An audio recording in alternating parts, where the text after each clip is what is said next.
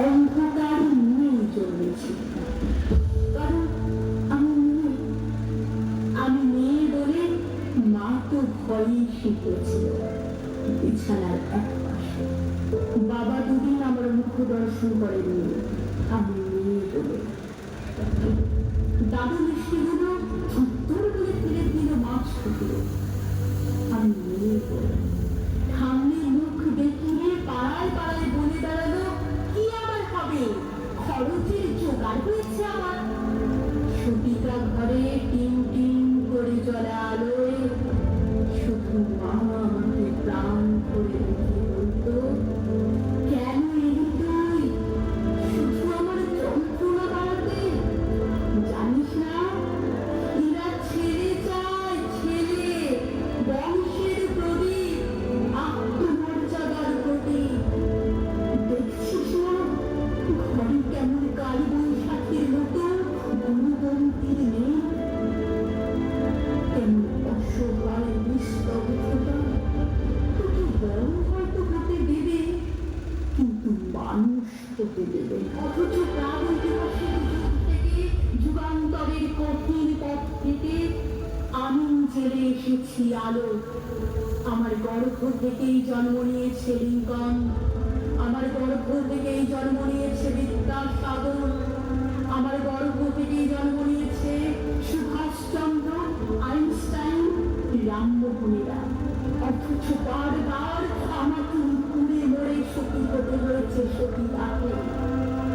কারণ আমি সতী করার বাসনাটা আজও হয়তো নেই, কিন্তু তখনটা আজও আছে অন্য ভাবে, অন্য রূপে। কিন্তু একদিন নারী বিক্ষোভ পেরিয়ে উঠবে রক্তহীন, কলঙ্কের ঘুমটা ছিপে উন্মুক্ত হব জলে স্থলে আলোন্মুক্ত আকাশে। অসামান্য পদভারে কেঁপে উঠবে ধরিত্রী, দারুণ জ্যোতিপুঞ্জ উদ্ভাসিত হবে চারিদিক, নবালোকে নবদিগন্তে উন্মোচন হবে আবার। অসহায় আকুলকে স্তব্ধ হয়ে দেখতে পারবে রবীন্দ্রচন্দ্রী মূর্তি পারেনি একবিংশ শতাব্দীর নারী শক্তিকে। সমস্ত শৃঙ্খলা আর লিঙ্গভেদ ভেঙে চুরমার করে দিয়ে তোমায় দেখাতো পুরুষ, বাংলার মানুষ, রক্ত মাংসের মানুষ। নারী পুরুষের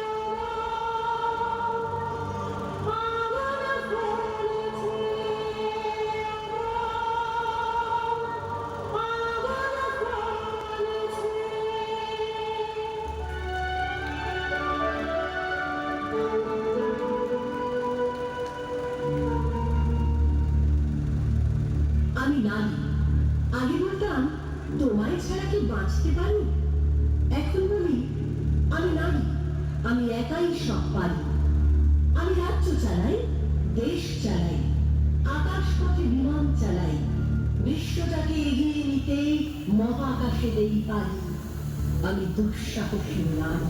আশ্বিনের প্রাগৈতিক দেশের স্মরণে শ্রীরামচন্দ্রকে দুর্গান প্রভোগ করেছিলেন।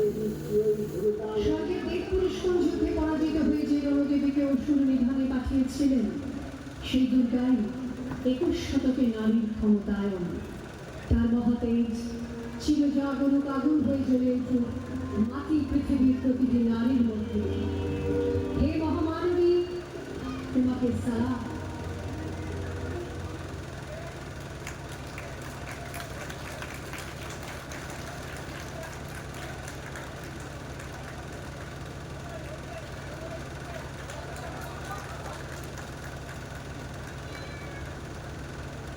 আমরা আন্তরিক ধন্যবাদ জানাই বহরমপুর নৃত্যায়নকে। দুটি পর্বে তাদের অসাধারণ নৃত্য পরিবেশন আমাদের অনুষ্ঠানের মান